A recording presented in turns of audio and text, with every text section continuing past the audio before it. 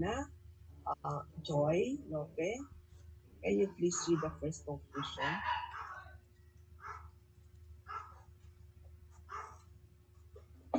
Joy, wala yata si Joy. Claire, Leia, kindly read the first conclusion. Claire,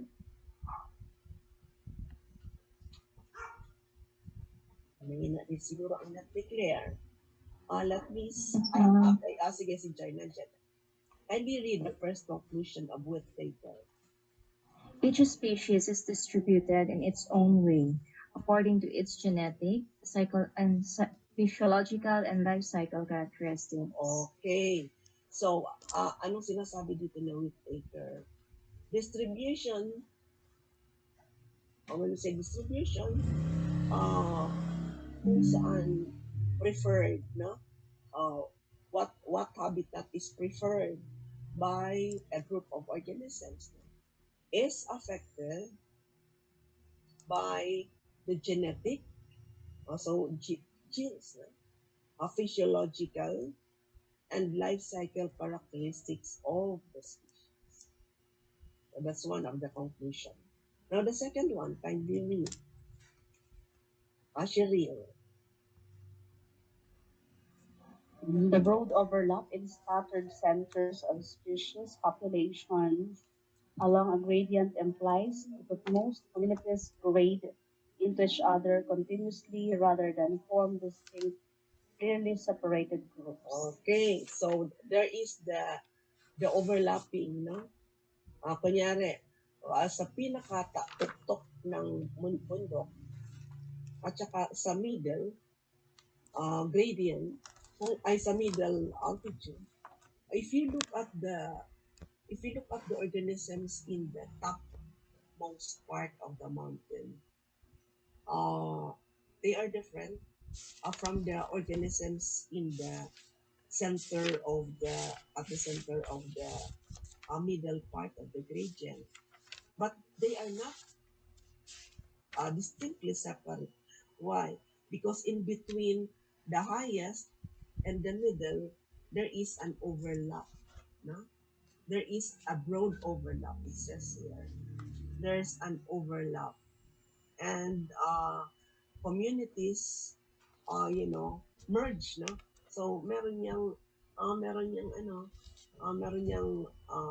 interaction continuously rather than a distinct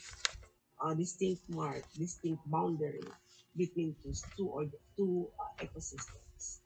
Wala naman talaga kasi, di ba katulad nga, kunyari a forest, of course we know what's a forest, pero, within the forest, uh, there will be the presence of grasses, of other plants that would not be really uh, uh, a, a, a typical of a forest ecosystem.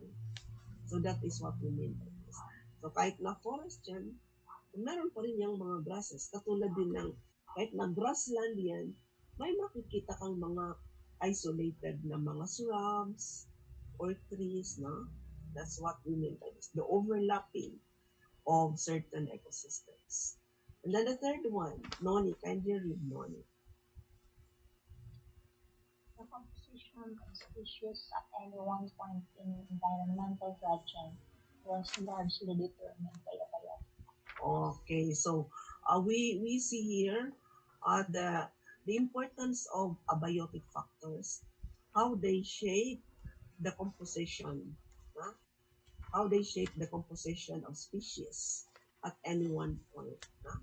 And the number 4, Michelle, kindly read. Abrupt changes from one community to another correspond to abrupt abiotic changes and affect distribution of individuals between species, giving different values of biodiversity. Okay, no? So abrupt changes. Usually these are abiotic changes, abiotic factors that cause the abrupt changes. No?